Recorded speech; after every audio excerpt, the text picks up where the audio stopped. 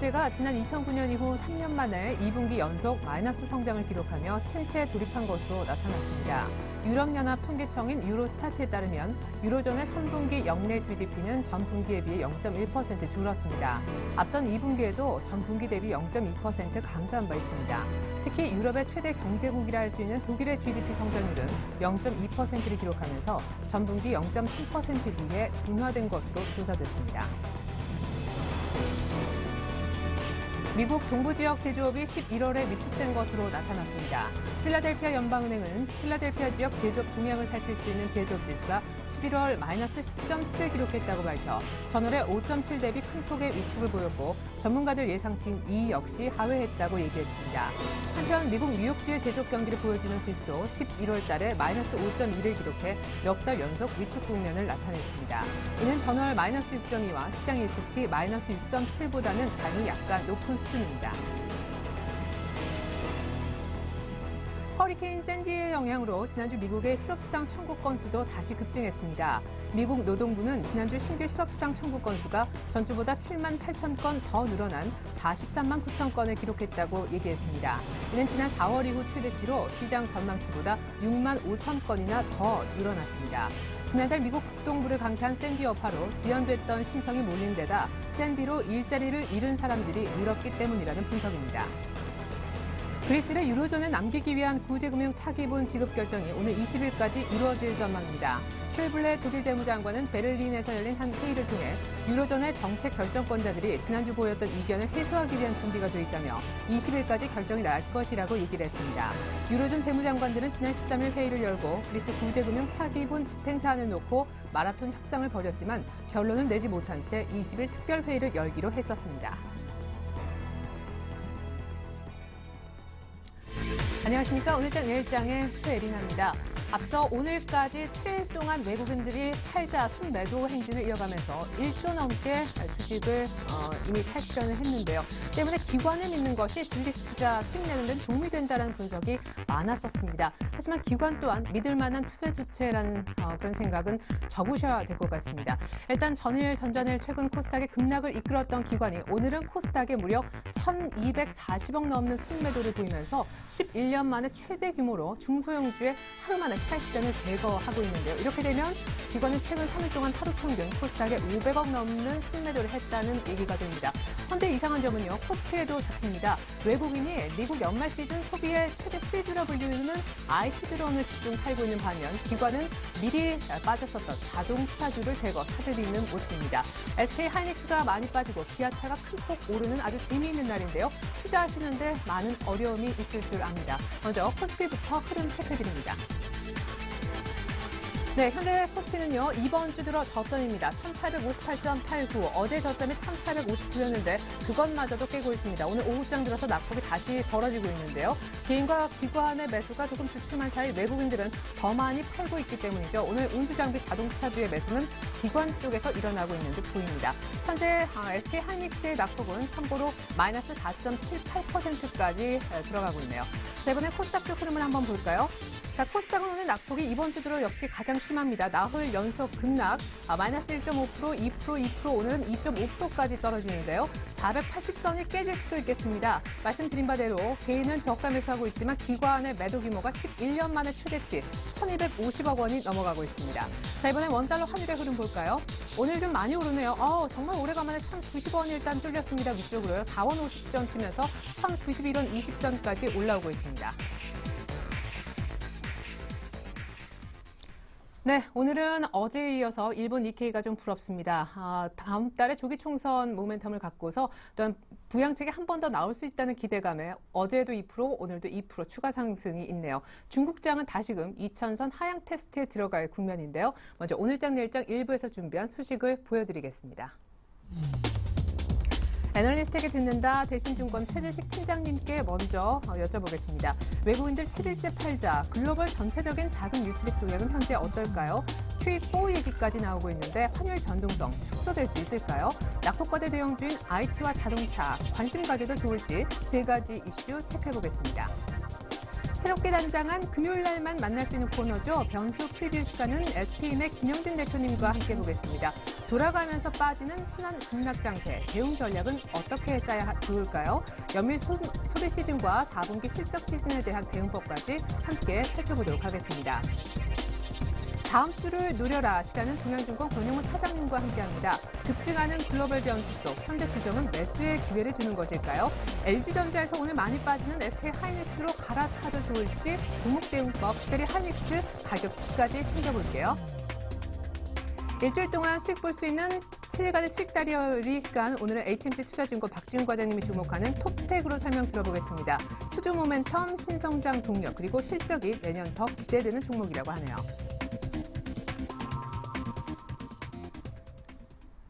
네, 하이닉스의 낙폭이 5%가 넘어가는 이 시점, 현재 코스피는 1857선, 점점 더 저점이 낮아지고 있습니다. 여의도로 한번 나가보죠. 대신증권의 최재식 팀장님 만나볼게요. 안녕하십니까? 네, 안녕하십니까? 네, 이렇게 되면 코스닥은 주간 단위로 7% 넘는 급락세가 지금 나올 것 같은데 코스피도 걱정이고 코스닥도 걱정이네요. 네, 전반적으로 이번 주 들어서는 하락세가 더 커졌습니다. 외국인들은 최근 들어서 매도세가 더욱 강화되었고요. 오늘은 자동차주가 상승 중에 있지만 전반적으로 투자 심리는 상당히 악화된 상황에서 전개되고 있습니다. 네. 자, 외국인이 오늘은 또 선물도 적지 않게 팔고요. 현물이 이렇게 되면 7일 연속 팔면서 1조 넘게 순매도를 하고 있는 외국인인데 중국으로는 오히려 돈이 들어가고 있다는 얘기도 들었습니다. 우리도 이제 같이 좀 덕을 볼 만도 한데 글로벌 전체적으로 자금 유출입 동향을 좀 살펴주시죠. 예, EPFR 자금 집계 사이트를 본다면 선진국 펀드 자체는 이제 7억 달러 이상의 수익 유출이 되었습니다. 네, 이를 지난 스페인 위기가 한창 진행됐던 7월 이후 가장 처음 있는 대규모 수익 유출이 되겠고요. 하지만 일본을 제외한 아시아 쪽 펀드 자체는 중국 펀드 순이익이 커서 높은 강도의 순이익이 전개되고 있습니다. 한국 펀드와 관련돼서는 3주 만에 수익 유출이 발생했지만 규모는 미미하고요. 대체적으로 중국 쪽 시장에 대해서 긍정적 관점이 커진 자금들이 많아졌습니다. 예. 이제 재정 절벽 이슈. 오늘 밤에 오바마 대통령이 양당 지도자들을 백악관으로 초청해서 논의를 본격 시작할 예정인데요. 재정 절벽 이슈에 좀 가려져 있던 우리 환율 이슈도 좀 들어보고 싶어요. 전망 어떻게 하십니까? 예, 일단 별도의 안전자산 선호의 흐름이 나타난다면 원달러가 상승할 수는 있겠지만 전체적으로 달러라든지 엔화 대비해서는 원화가 강세 압력을 받는 게 현실인 것 같고요. 현재 패드 같은 경우는 이제 QE3를 더 강화하려고 하는 움직임이 나타나고 있습니다. 연말에 종료되는 2차 오퍼레이션 테이스가 종료가 돼서 내년 초부터는 무기증권 매수를 400억 달러에서 추가적으로 늘릴 가능성이 있고요. 그래서 이제 아무래도 다른 나라 중앙은행도 가만히 있지 않을 것 같습니다. 특히 일본 같은 경우가 추가적인 경기 둔화 억제 방안을 내놓을 가능성이 큰데 현재 일본의 3분기 경제 성장률 자체가 전분기 대비 0.9% 마이너스를 기록하면서 작년 4분기에 처음으로 마이너스 성장을 보였습니다. 일본 중앙은행은 지난 9월과 10월달에 21조 원의 이제 추가 자산 매입을 발표한 바 있습니다. 그리고 이제 달러 대비 이제 원화가 상승 압력을 받는 가운데 우리나라랑 경쟁이 심한 일본 통화에서도 큰 강세 압력을 받고 있다는 측면이 우리나라의 한유 구도에서는 불리한 측면이 있습니다. 현재 같은 한유 구도에서는 음식료나 여행주 등이 수입은 우리나라 수출 경제를 차지하는 대부분 주요 업종들은 중립 이하의 부정적으로 작용하게 됩니다. 네, 미국과 일본의 추가 양적 완화를 감안해 보면 우리 원화 강세 기조는 참 바뀔 수 있는 환경이 더 줄어들겠다 싶은데요. 그럼에도 불구하고 수출주 가운데 하나인 IT와 자동차에 대해서는 좋은 의견들도 나오는 것 같더라고요. 어떻게 보시는지 포함해서 최근에 계속 현금을 챙기자라고 하셨는데 그 부분 전략이 여전하신지 마감 전략 부탁드릴게요.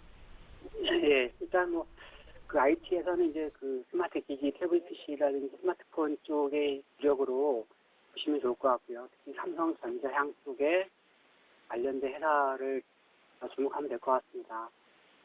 그들 종목들도 어떻게 상승세를 보이는 오늘 같은 경우는 약세이긴 한데 큰 패러다임 관점에서 계속적으로 볼만한 것 같고요. 다른 뭐 경기 민감 섹터 자체는 여전히 뭐 국민 위할 관점을 봐도 되지 않을까 싶고요.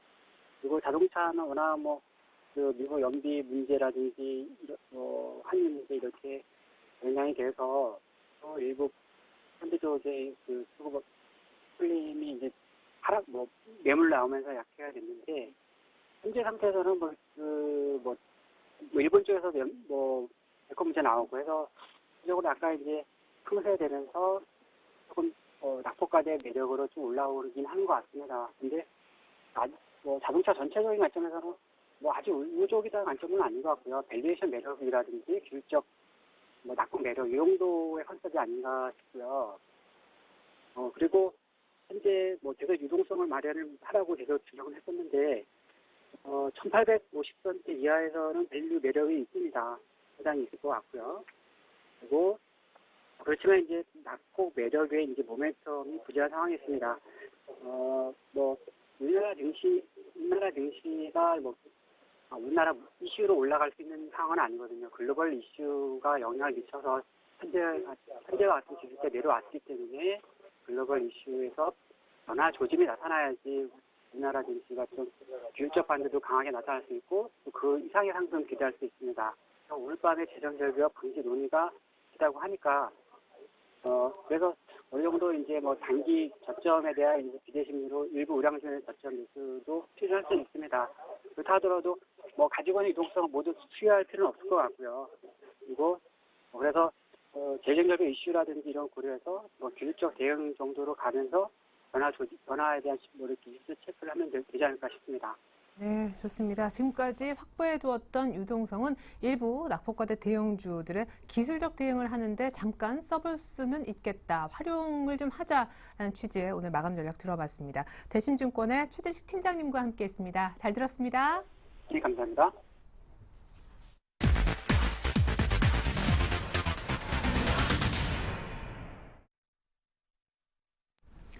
네, 이번 주는 다음 주에 있는 변수들을 체크를 해서 다음 주 시장이 어떻게 흘러갈지 전망을 듣고 그에 필요한 전략까지 챙겨보는 변수 프리뷰 시간입니다. 매주 금요일마다 특별하게 만나볼 수 있는 코너를 저희가 새롭게 마련을 한 것인데요. SPM의 김영진 대표님 연결해서 자세한 얘기 듣도록 하겠습니다. 대표님 안녕하세요. 네, 안녕하십니까? 네.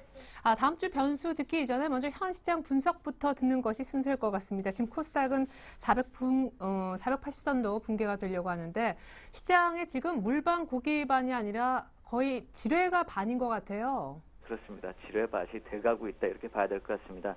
이게 지난주가 아니라 다음 주 얘기를 하기에 앞서서 시장 점검하는 게 아니라 다음 주에도 이러한 모습이 나타날 수 있을지 이것이 가장 큰 지금 중요한 관건이 되고 있다 이렇게 보는 게 맞을 것 같고요. 이게 어디서 스톱이 될 것인지 또 여기서 우리가 대응할 수 있는 방법이 무엇인지 이것을 논하는 것이 가장 큰 이슈가 아닐까 이런 생각이 듭니다.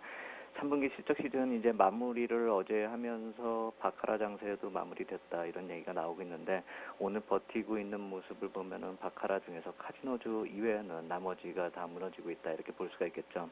엔터주의 급락이 주목되는 이유를 좀 살펴볼 필요가 있어 보이는데요. 주식시장 관점에서 바라볼 때 한 세 가지 정도 한번 생각해 볼 필요가 있다 이렇게 생각이 됩니다. 이 단기 낙폭 과다로 인해서 이제 어느 정도 버블 논란이 실질적으로 투자자분들을 자극시키는 상황으로 이어지고 있다 이렇게 볼 필요가 있어 보이는데요. SM 같은 경우가 이틀 동안에 좀 많이 내렸죠. 8월 중순 이후에 상승폭을 모두 다 반납하는 모습이고 오늘 저점까지 본다라고 한다면 이제는 6월의 시세로 들어가는 모습이다 이렇게 볼 수가 있겠죠. 또 YG 같은 경우도 10월 초에 정점 찍고 한 달 동안 비슷한 기간에 상승폭 모두 다 반납했다 이렇게 봐야 될 테고요. 실제로 잘 나가고 있는 또 그 연예인들 이렇게 소속이 되어 있다는 그 실체가 있는 그런 경우라는 점에서 과거에 말도 안 되는 이제 작전주하고는 좀 차별적으로 평가받을 수 있다고 봐온 것이 실제로 시장의 반응이었는데 이마저도 무너진다라고 한다면 버블로 바로 직결될 수 있는 그런 문제로 이어지기 때문에 시장이 더 민감하게 반응하고 있다 이렇게 봐야 되겠습니다. 기대감하고 신뢰가 지금 흔들리고 있는 상태다 이렇게 봐야 될 테고요. 그러면 이러한 과정을 어떻게 봐야 하나 또 하나의 버블과 몰락으로 이어지는 그 과정인가 이렇게 봐야 될 때는 일단은 실적에 대한 신뢰와 검증 과정이 나타나고 있다 이렇게 봐야 될 것입니다. 아마도 이것은 이쪽 엔터테인먼트뿐만이 아니라 이번에 신고가를 낸 그런 부류들 대부분이 공통적으로 겪고 있는 문제가 아닌가라고 생각이 됩니다. 주가가 많이 올랐기 때문에 거기에 걸맞는 주가인가, 버블이 아닌가라는 그런 시장의 검토, 그런 과정이 검증으로 이어지고 있다 이렇게 봐야 되겠습니다. 시장의 기대치가 얼마였었는지 또 얼마가 부족한데 그 내용이 또 무엇인지 일반 투자자들이 엔터주를 봤을 때는 좀 생소할 수밖에 없는 부분들이다 이렇게 생각이 됩니다. 다른 업종들 신고가 내는 종목들은 우리가 많이들 봐왔고 또 검토를 해왔기 때문에 그래도 어느 정도 조정을 받는 그 폭이 어느 정도 일부분에 그치고 있다 이렇게 볼 수가 있겠는데 엔터주 같은 경우는 이러한 좀 생소한 부분들이 공개가 되면서 더 자세히 들여다보게 되는 그런 검증 과정을 거치고 있다. 그러면서 코스닥 쪽 전체적으로 좀 악영향을 미치고 있다 이렇게 봐야 될 텐데요. 막연했던 내용이 이렇게 검증 과정을 거치면서 중요했었던 것은 이 엔터 업종의 수익 모델이 신뢰를 쌓을 수 있는가. 결국 수익 모델의 객관성하고 또 지속성에 대한 그 신뢰와 검증이 이루어지고 있다 이렇게 봐야 되겠죠. 이전에 코스닥 테마주 같은 경우는 이러한 검증의 실체조차도 없었죠. 그냥 일회성 유행으로 마무리되고 뭐 선거 관련주 최근에 나타난 것도 그 자체도 검증의 실체가 있을 수가 없는 것이죠.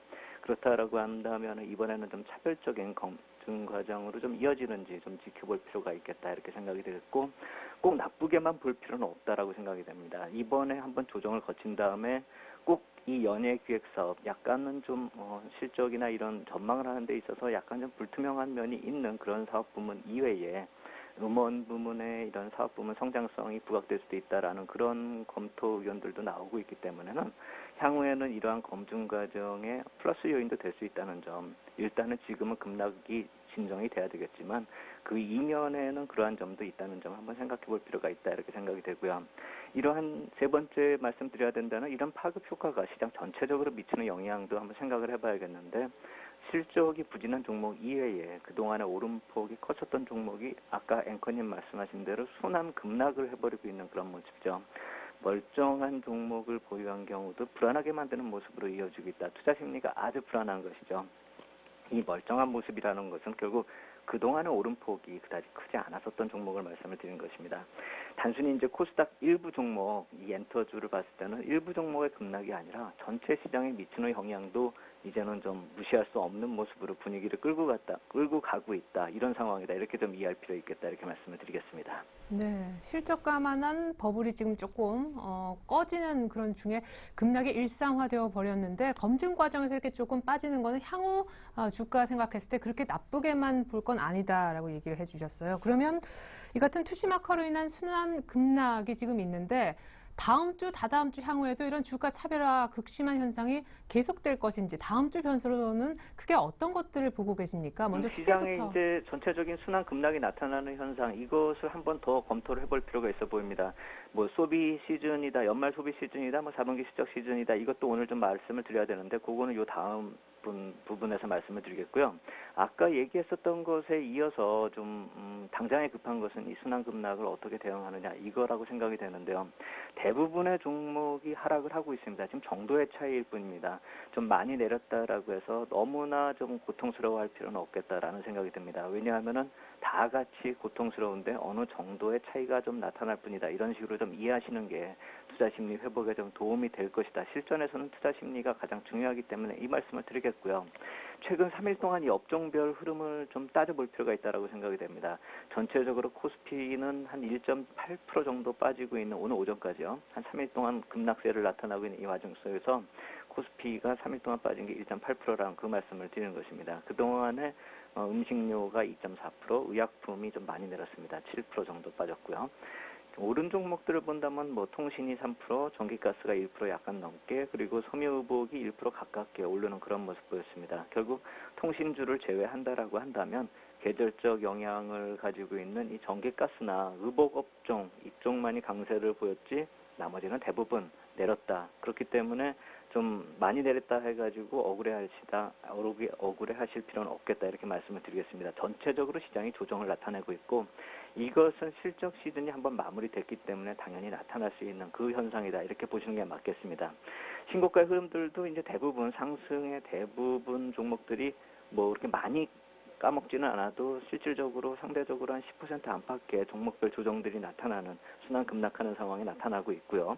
또 같은 그 업종들 중에서도 또 업종 내에서 또 차별화가 벌어지고 있는 게 어떤 거냐면 먼저 내린 업종들은 약간 좀 반등의 기미를 보이고 있다. 이 점도 봐야 됩니다. 지금 많이 빠진 종목들을 본다면 먼저 빠진 종목들이 한국가스공사나 한국전력 같은 경우는 이제 잘 안 빠지고 있거든요. 결국 이런 종목을 좀 더 관심 있게 좀 지켜볼 필요가 있다. 이런 말씀을 생각을 든다. 이렇게 말씀을 드리겠고요. 결국 먼저 빠진 종목들의 그 빠진 폭을 정도를 생각을 해본다면 이번 급락 파동에 있어서 실적이 뒷받침되는 종목들은 약 한 10% 안팎으로 하락을 한 경우라고 한다면 너무 걱정을 할 필요가 없겠다.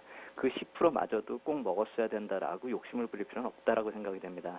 그 말씀은 왜 그런 말씀을 드리냐면은 이 다음에 또 상승 장세가 나타난다라고 한다면 그 10%의 하락을 또 돌아서서 더 신고가를 또 낼 수 있는 그럴 가능성이 있는 종목들이 이 종목들이기 때문에 그런 말씀을 드릴 수가 있겠고요. 그런 한국가스공사나 한국전력 이외의 종목들 본다라고 한다면 오늘까지 좀 급락이 이어지고 있는 종목들이 뭐 빙그레나 롯데상강이나 대우인터, 풍산, 제일기획, S1 이런 종목들인데요. 이런 종목들도 이제는 거의 10% 정도 선을 하락을 했기 때문에 어느 정도 조정의 인내심을 가질 수 있는 그 과정까지 들어섰다 이렇게 볼 필요가 있어 보이고요. 대부분 그 정도 조정이면은 지수 저점을 형성한다라고 한다면 어느 정도 종목들도 버틸 수 있는 그런 시기로 들어설 것이다 이렇게 말씀을 드리겠고요. 무엇보다도 종합지수가 잘 버텨주기를 좀 기대를 하긴 해야 될 텐데 종합지수 쪽 전망은 뭐 오늘은 하지 않겠습니다. 종목들이 워낙에 많이 빠지고 있기 때문에 시장의 흐름 자체가 어디까지 빠지느냐 이것은 별로 중요하다라고 생각되지 않습니다.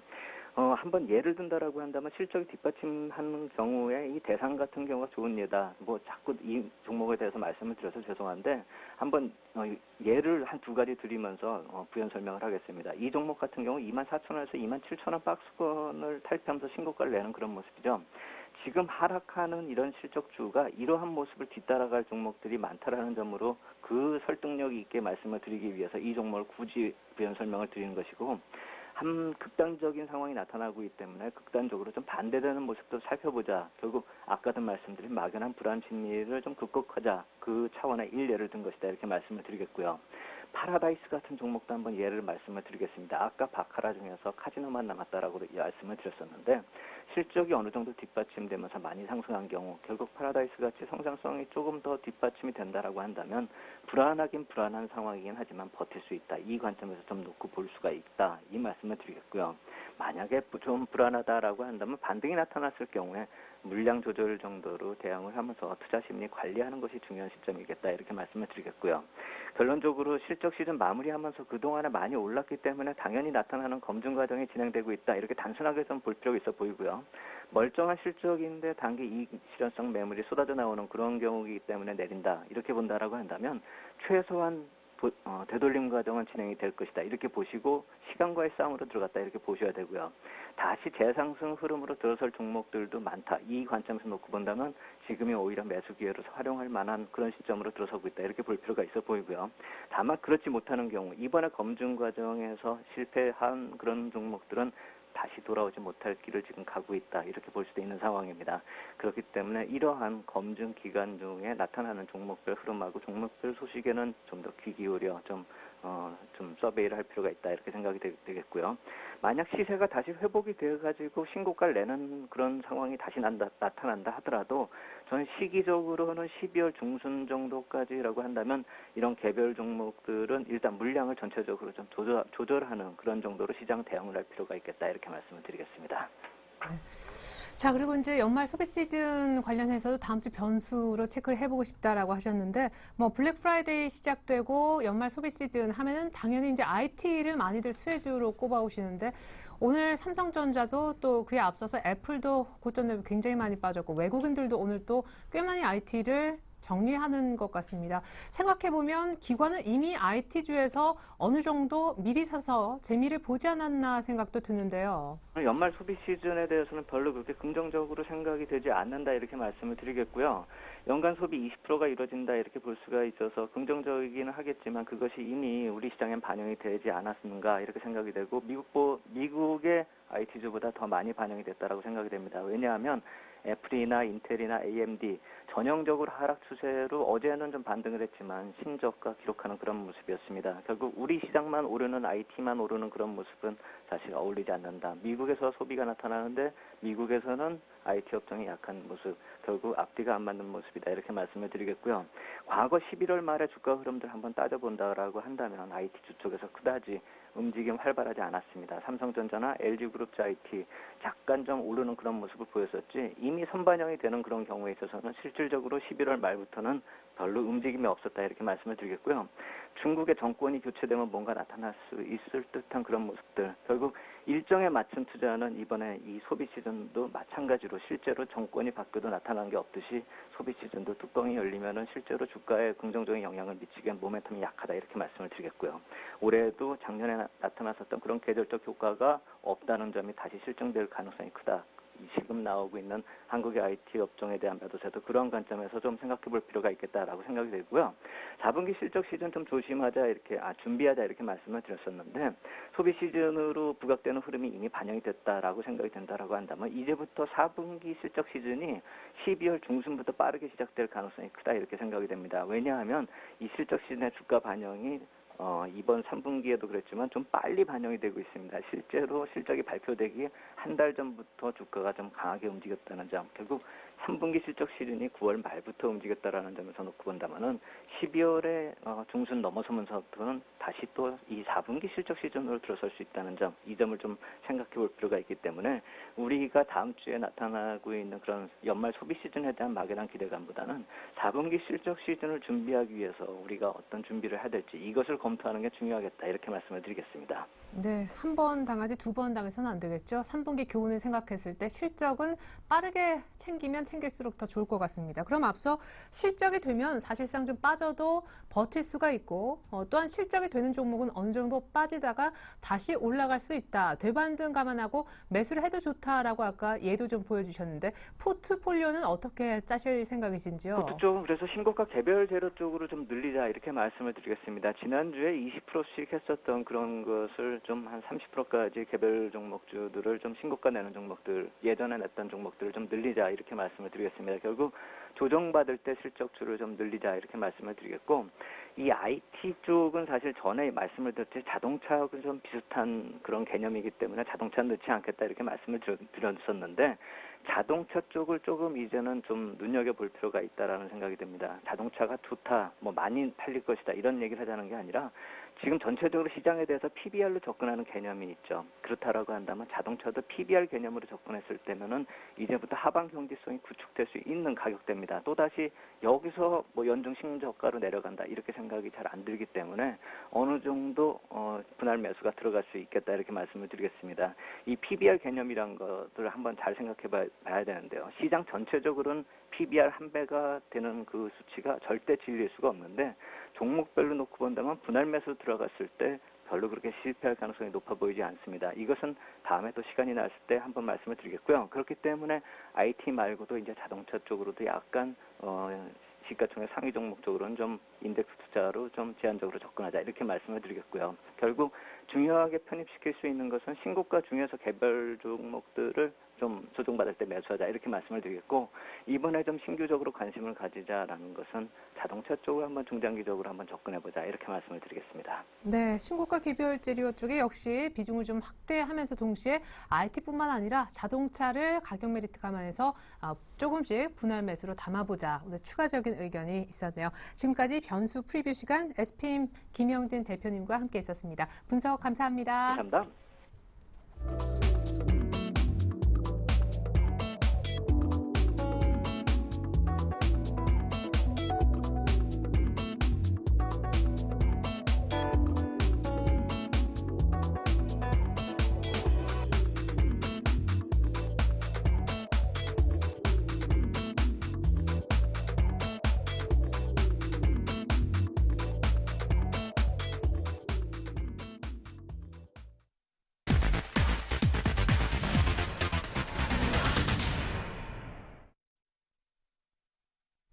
네, 그렇게 못 올라오던 자동차, 특별히 기아차가 5% 넘게 오르고 SK하이닉스가 이번엔 3만 원 보는가 했는데 일단 오늘은 5% 넘게 빠지는 날입니다. 현재 코스피는 1859, 코스닥은 480선에 역시 아슬아슬하게 걸려 있습니다. 자, 다음 주를 노려라 시간 지금부터 이어가겠는데요. 오늘 동양증권 영업부 권용문 차장님 모시고 얘기 나눠보겠습니다. 안녕하세요. 네, 안녕하십니까? 네. 자, 먼저 오늘 밤에 드디어 오바마 대통령의 재정절벽 협상, 협의가 이제 본격적으로 논의가 될 텐데 그에 대한 전망은 어떻게 하시는지 오늘 또 많이 빠지잖아요. 전략도 부탁드릴게요. 네, 이번 주 안 그래도 재정절벽에 관련해서 세금 관련 오바마의 발언이 있었습니다. 주요 골자는 그렇죠. 이전부터 이제 우려했었던 부분인 자본 차익 과세뿐만이 아니라 이제 배당금에 대한 차익, 배당 차익 과세에 대한 우려까지도 불러일으키게 되는 그런 발언이었는데요. 골자는 이렇습니다. 여태까지의 어떤 배당금에 대한 세율이 15%였다라면은 이것을 이제 단계적으로 최대 약 한 40%까지 올릴 수 있다라는 그런 거에 대한 발언이었고, 그에 대한 우려감으로 인해 가지고 시장에 큰 영향들을 미치고 있습니다. 결국에는 배당금을 받는 것보다 그렇게 높은 세율을 내고 세금을 내고 배당금을 받는 것보다는 연말이 지나기 전에 주식을 처분하고 넘어가자, 이런 우려들이 좀 많이 시장이 반영이 된 듯한 그런 모습들이고요. 그리고 또한 이런 재정 절벽에 대한 부분에 대해서도 이제 2% 상위 2%에 대한 그런 고소득자들의 감세를 중단함으로 인해 가지고 재정 절벽의 한 절반 정도를 피할 수 있다라고 이렇게 생각을 하고 있는 것 같습니다. 이런 부분들이 결국에는 이제 시장의 하락에 대한 주요 근간을 이뤘었는데, 향후에 이제 이런 부분들이 얼마만큼 더 부각이 되는지 이런 부분들은 더 유념해서 볼 필요가 있는 것 같습니다. 특히나 우리나라 시장 특별히 더 크게 반응하는 그런 모습들을 보여주고 있는데요. 실제로 이번 주 들어서 특히나 이제 골드만삭스 자산운용 한국 철수한다라는 그런 이슈가 있었죠. 이것 때문에 이제 일시적 수급 우려에 대한 하락이 좀 더 가세하는 그런 모습들을 보여주고 있습니다. 특히나 이제 코스닥 시장 같은 경우에 개별 종목들 위주로 해서는 거의 급락이 나타나는 그런 모습들까지 보여주고 있는데요.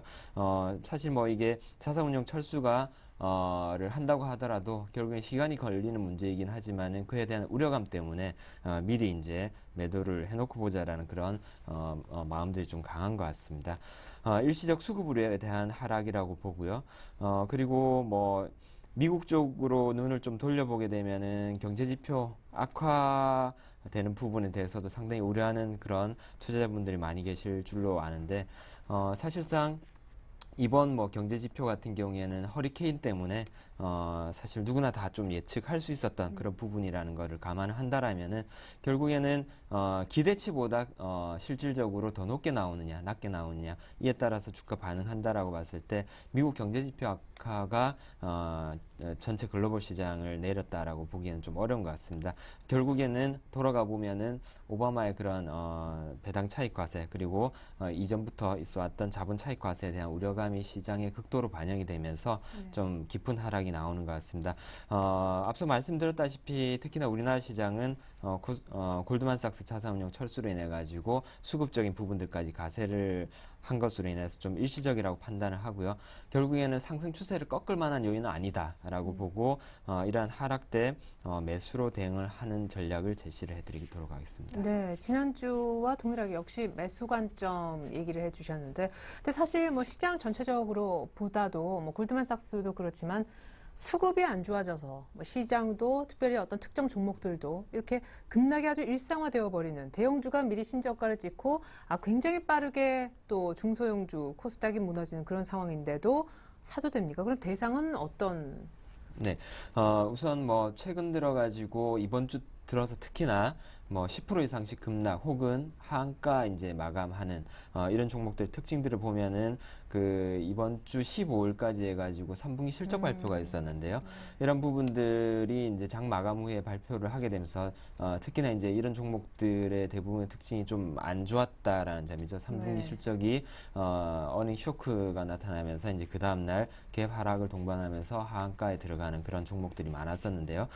대표 주자로 SM 같은 경우에도 마찬가지일 네. 것이라고 봐집니다. 그래서 사실 그동안 투자들의 어떤 어닝에 대한 그런 기대치들이 반영이 되면서 올라갔었던 부분들을 다시 반납하는 그런 모습들을 보여주고 있는데요.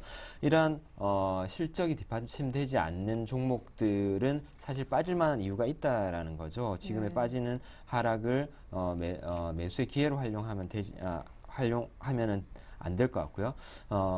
특별한 이유 없이 시장이 하락으로 인해 가지고 3분기 실적도 잘 나왔는데 불구하고 빠지는 종목들이 있다면은 오히려 매수 기회가 되지 않나라고 봐지고요. 그렇다면은 어떤 업종이 될 것이냐, 네. 구체적으로 어떤 종목이 될 것이냐 이런 부분들인데요. 향후에 이제 연말 소비 시즌 앞두고 어떤 여태까지 억압되었었던 그런 소비에 대한 그런 욕구들이 좀 분출될 수 있는 그런 시점에 다다랐다라는 점에서 IT주 그리고 스마트 기기 디바이스 관련 그런 부품주 위주로 해가지고 좀 집중해서 보시는 게 좋을 것 같다. 특히나 이제 최근에 발표되었었던 3분기 실적 꼭 확인을 하고 종목 선별을 했으면 좋겠다라는 의견 제시해드리겠습니다. 네, 좋습니다. 3분기 실적에 따라 명암이 지금 주가 엄청나게 갈리고 있기 때문에 역시 4분기 생각한다면 뭐 이전, 이후 또 현재 실적 다 꼼꼼하게 점검을 해야 된다라고 수익 내는 비법을 알려주셨습니다. 자, 그렇다면 오늘 포트에 넣을 신규 주는 IT 쪽, 스마트 기기 쪽인가요? 네, 이미 맞습니다. LG전자 갖고 계시잖아요. 그 얘기는 뭐 잠시 후에 듣겠지만. 네, SK 하이닉스라는 종목을 편입을 했습니다. LG전자가 빠지는 네. 그 목표가 달성으로 인해서 빠지는 부분을 SK 하이닉스로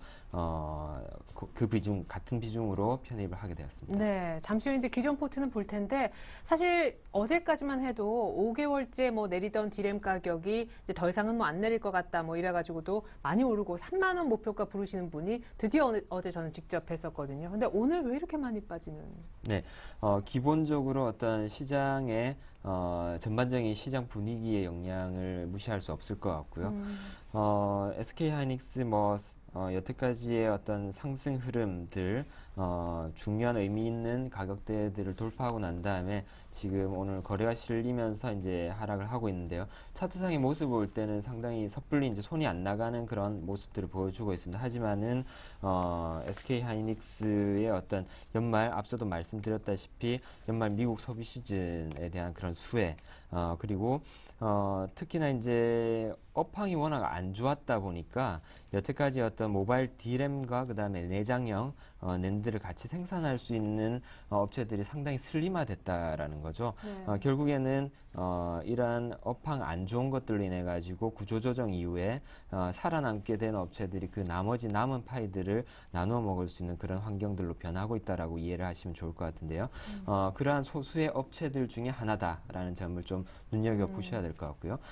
그리고 최근 들어서 뭐 앞서도 말씀하셨지만은 디램 가격 하락세가 어느 정도 진정이 되는 국면이다. 물론 이게 진정한 바닥인지 이런 부분들은 좀 더 확인할 필요가 있겠지만은 그러한 추가적으로 하락을 한다고 하더라도 다른 여타의 경쟁 업체들이 더 어렵다라면 어려웠지 SK 하이닉스는 충분히 극복할 수 있는 그런 그 체력을 가지고 있다라는 점에서 추천을 드리도록 하겠습니다. 네, 그럼 4분기 실적은 더 좋아지는 거죠? 네네. 물론 3분기 실적 그리고 내년 1분기 정도도 한번 기대해 볼 수 있지 않을까. 연말 소비 시즌에 대한 그런 영향을 받게 된다라면요. 그런 부분들 생각해 볼 때 매수 추천을 드리도록 하겠습니다. 네, 자 만약에 그 말씀대로 실적이 나오고 한다면 오늘은 참 사기 좋은 예쁜 가격을 주고 있지 않나 싶은데 자 그러면 접근할 만한 가격대 알려주시죠. 네, 매수가는 금일 종가로 추천을 드리겠고요. 네.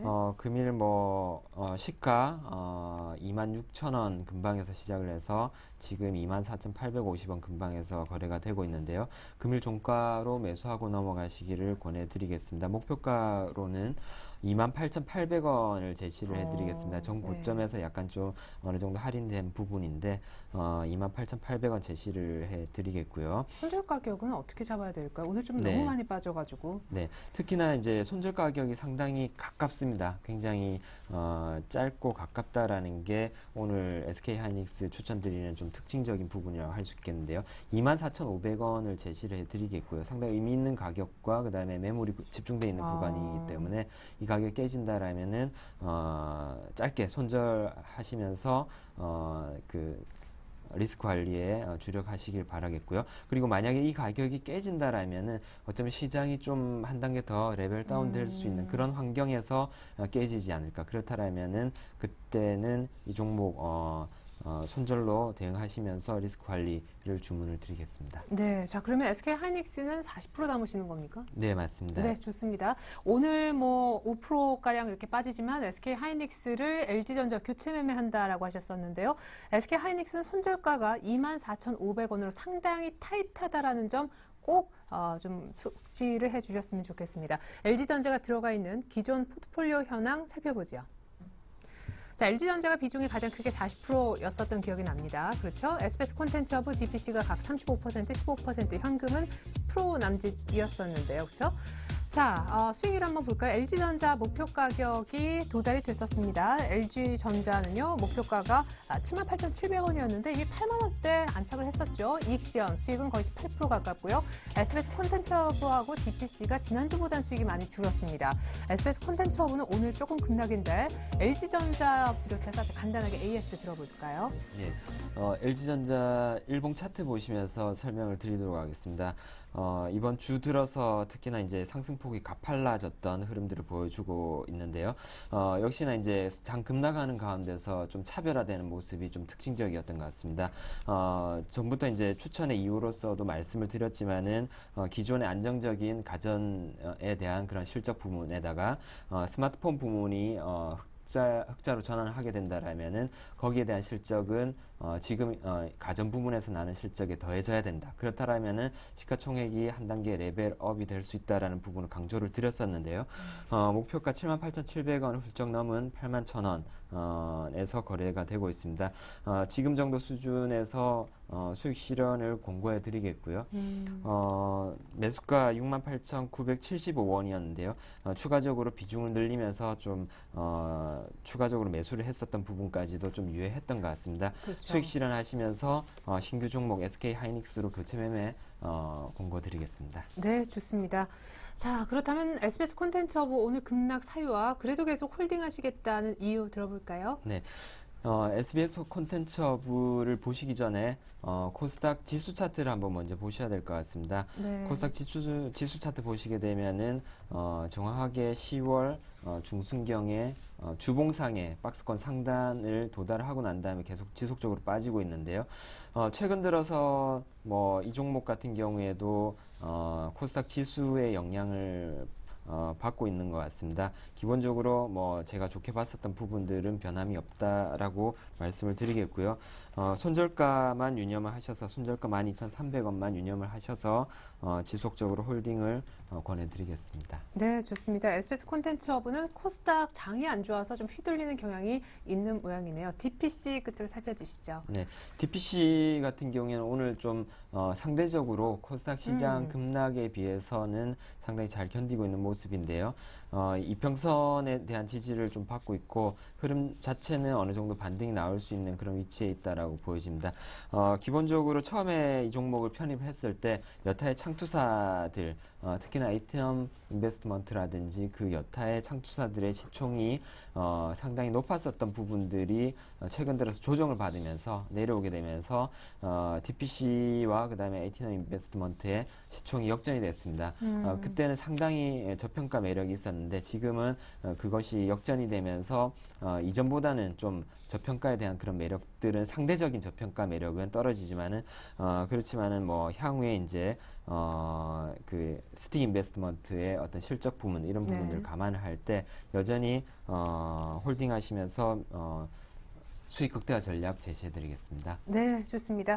자, 그렇다면요. 다음 주 주목해 볼 만한 일정은 어떤 것이 있는지 간략하게 소개 정도만 부탁드릴까요? 네, 우선 20일 날 그리스 2차 구제금융 차기분 집행이 현실화되는 부분을 짚어보셔야 될 것 같고요. 특별 회의죠. 네, 그렇죠. 20일, 20일 양일간의 어떤 버냉키 연설을 통해서 대체 부양책이 확인되는지 이런 부분들을 확인해 보셔야 될 것 같습니다. 그리고 23일에는 미국 미국의 블랙 프라이데이가 있습니다. 이런 부분들 굵직한 이슈가 다음 주에도 예정이 되어 있기 때문에 이런 부분들 과연 어떻게 시장의 변수로 작용할지에 대해서 체크를 하시면서 대응을 하시는 게 좋을 것 같습니다. 네, 좋습니다. 앞선 AS까지 잘 들었고요. 우리 권영문 차장님과는 여기에서 인사 나누겠고 저희가 이어서 종목 교체가 있는 완성된 포트폴리오도 보여드리도록 하겠습니다. 차장님 감사합니다. 네, 감사합니다.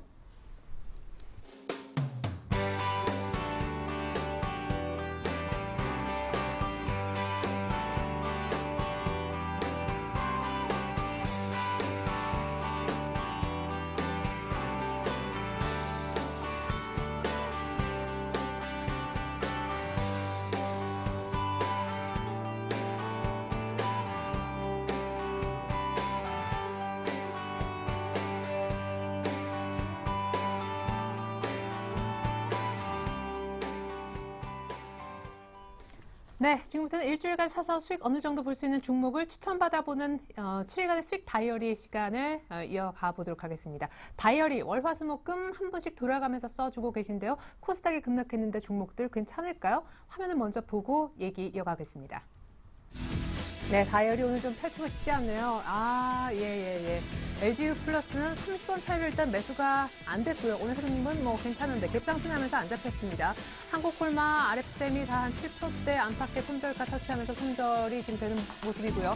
MK전자도 수익 한번 크게 못 보고 일단 손절이 되는 모습인데 루메스가 상당히 타이트한 손절가를 결국 터치하면서 그나마 좀 양호하게 손절이 되는 것 같네요. 네, 굉장히 리얼하죠. 전문가가 아무리 좋은 종목을 추천해도 장이 코스닥이 안 되니까 이렇게 타이트한 손절 라인에 걸리면 곧바로 이런 모습으로 다이어리가 꾸려지는 것 같습니다. 이 가운데 아까 맨 마지막 줄에 보여줬었던 MK전자 얘기를 조금 더 듣기 위해서요. 오늘 HMC 투자증권 시화지점으로 가서 박지훈 과장님 만나보도록 할게요. 안녕하십니까, 과장님. 네, 안녕하세요. 네, 연결 타이밍이 그렇게 좋은 것 같지는 않습니다. 먼저 MK전자 AS부터 좀 들어볼게요. 네, MK전자는 기본적으로는 말씀 내용적인 면에서는 회사 자체가 어떤 큰 변화가 있다. 그게 뭐냐면 결국에는 금 대체를 하는 구리를 사용해서 본딩 와이어가 개발됐다라는 거죠. 전체적인 본딩 와이어 시장의 구조를 MK전자가 이끌고 있다는 관점이죠. 이것의 의미는 뭐냐면 매출은 좀 줄어든다 하더라도 영업이익률이 상당히 개선되는 관점이기 때문에 그 시장에서 MK전자가 바라보던 어떤 그런 영업이익률이 저조한 거에 대한 결과를 뒤엎는 회사 자체가 좀 괜찮아지는 건강해지는 그런 내년이 아마 되지 않겠냐 판단하고 있는데 지금 최근에 한국투자증권에서 추천을 계속적으로 연일적으로 하고 있는 부분이죠. 그래서 수급적인 측면에서는 아직 기관에 지속적인 어떤 매수가 들어오고 있지는 않고 있어요. 그래서 금융투자 쪽에서 한 11월 초에 한번 한 3만 주 정도가량 들어온 거 외에는 아직까지는 의미가 없죠. 아직까지는. 그래서 개인들의 어떤 그 공방들이 좀 펼쳐지고 있는 상태인데요. 시장 자체가 좀 꺾이면서 코스닥 시장이 꺾이면서 11월 12일이죠. 이때 위를 뚫지 못하고 있는 그런 어려운 그런 상황을 직면하면서 한 대 얻어맞은 격이죠. 그래서 저항대 부딪히면서 다시 지금은 121선에 대한 지지력 테스트를 다시 또 일삼게 되는 그런 상황인데요. 기본적으로는 여기서 다시 한번 다음 주 상승에 성공한다라면 어찌 보면 짧게나마 이중바닥형을 형성할 수 있는 그런 모양새가 또 형성될 수 있는 부분이기 때문에 일단은 121선의 어떤 터치 유무, 그다음에 지지력 테스트가 만약에 성공적으로 이루어진다라고 했을 때는 한번 상승 쪽으로 한번 무게를 실어봐도 되고요. 오늘 역시 코스닥 시장 상당히 버겁지만 그래도 코스닥 시장 대비해서 견조하게 일단 방어한다는 관점으로 좀 이해하시면 될 것 같고요. 그래서 다음 주 주초의 움직임이 상당히 중요한 상황이 생길 것 같고 만약에 베이스를 이탈하게 됐을 시에는 반드시 손절을 할 수밖에 없는 기술적 흐름으로 대응할 수밖에 없는 상황이기 때문에 그거는 기술적 흐름상으로 염두하시면서 대응하시면 될 것 같습니다. 네, 사실 박지훈 과장님 저희가 인사를 드리고 맞춰야 될 시간인데 오늘 신규 추천주 톱텍이라고 들었습니다. 가격 설명과 아주 간단한 투자 포인트 짚어주시죠. 네, 짧게만 말씀드리겠습니다. 톱텍에 대해서는 기본적으로는 올해보다 내년 상당히 기대가 되는 종목이다라고 말씀드리겠습니다. 수주 네. 삼성 SMD와의 수주 어떤 회복되는 관점과 그다음에 나노막 쪽에서 신사업 성장이 되는 부분입니다. 그래서 이 부분을 잘 주목을 하시면 될 것 같고요. 그래서 분리막 쪽에서 이탈인지 스윙 모멘텀이 생길 것 같습니다. 그래서 그런 관점에서 좀 이해하시면 될 것 같고요. 톱텍에 대해서 목표가는요. 일단 2만 원 설정하고요. 주봉상에 접근한 겁니다. 그래서 손절 라인은 16,600원으로 짧게 말씀드리도록 하겠습니다. 네, 톱텍이 추천주였네요. 박지훈 과장님 설명이었습니다. 감사합니다. 네, 감사합니다. 네, 이상으로 오늘장 내일장 1부 마감하겠습니다. 잠시 후 2부로 다시 올게요. 고맙습니다.